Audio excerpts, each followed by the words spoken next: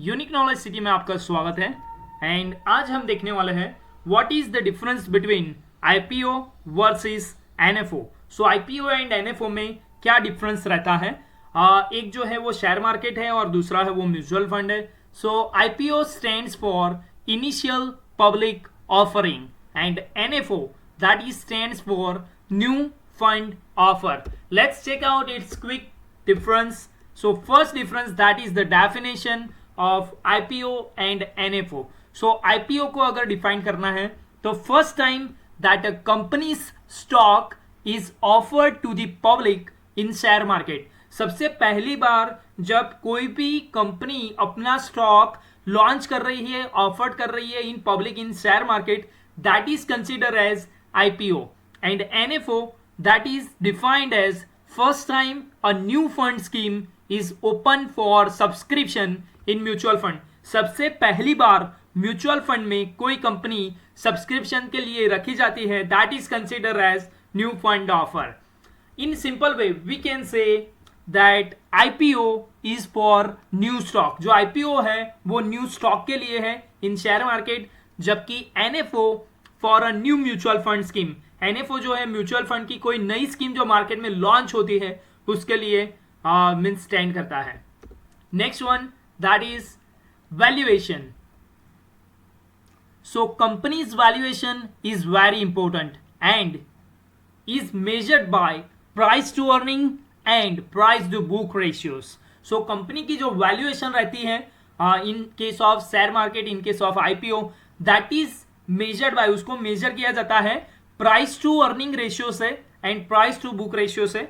जबकि NFO में valuations are irrelevant for NFOs as the funds collected are just split into the units. So जो भी fund collect होता है उसको यूनिट में डिवाइड किया जाता है and invested in the markets, and उसको मार्केट में इन्वेस्ट किया जाता है, बॉन्ड्स में इन्वेस्ट किया जाता है, गोल्ड्स में इन्वेस्ट किया जाता है. So that is based on the scheme offering.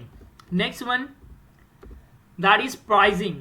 So the pricing for the IPO are priced based on the issuing company's business fundamentals and attractiveness of the valuation.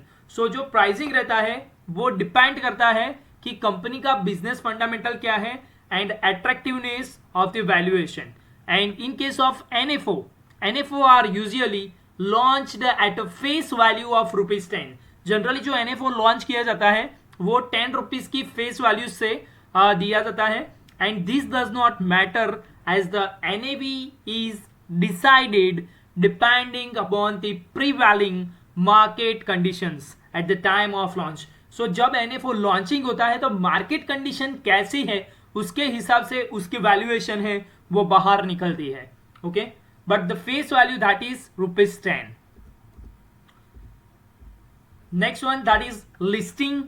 And in case of IPOs are list on the stock market above or below the price band. So जो भी price band है उसके ऊपर या below पे उसका listing होता है, वो खुलता है set initially and giving investors a chance to make handsome gain in case price shoots up on the day of listing. और जब लिस्टिंग होता है तो उसका जो वैल्यूएशन रहता है वो काफी गुना बढ़ जाता है या फिर कम भी हो सकता है, लेकिन IPO के थ्रू जो गेन मिलता है वो ट्रिमेंडस रहता है. जैसे फॉर एग्जांपल कि IRCTC का जो IPO जब भरा गया था तो 300 रुपए का था और उसका लिस्टिंग हुआ डायरेक्टली 675 पर 675. सो पर स्टॉक आपको करीबन 375 रुपीज डायरेक्टली मिल गए. So that is the benefit of IPO.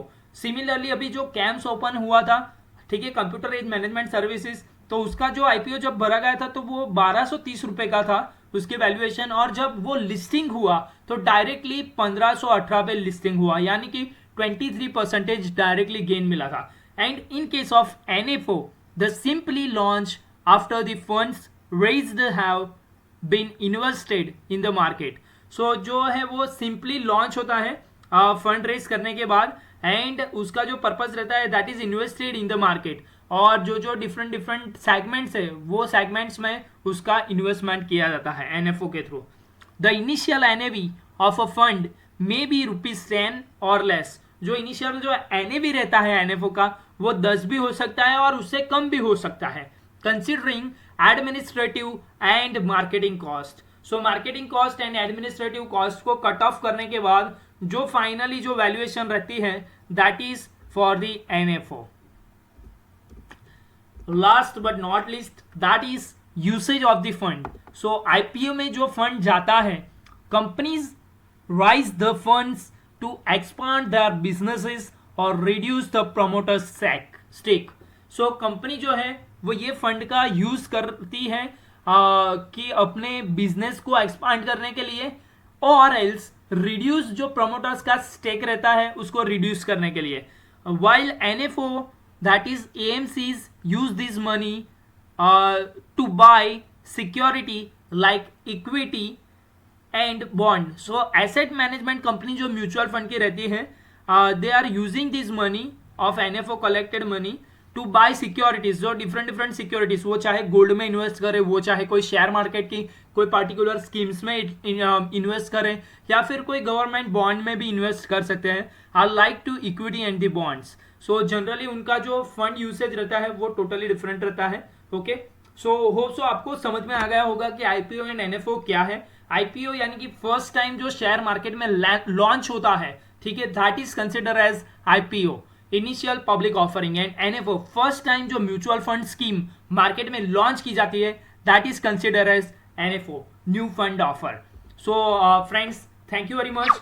Please like, share, subscribe, hit the bell icon if you want such a kind of technological, non-technological, marketing skills and other informative videos. Stay safe, take care. God bless you.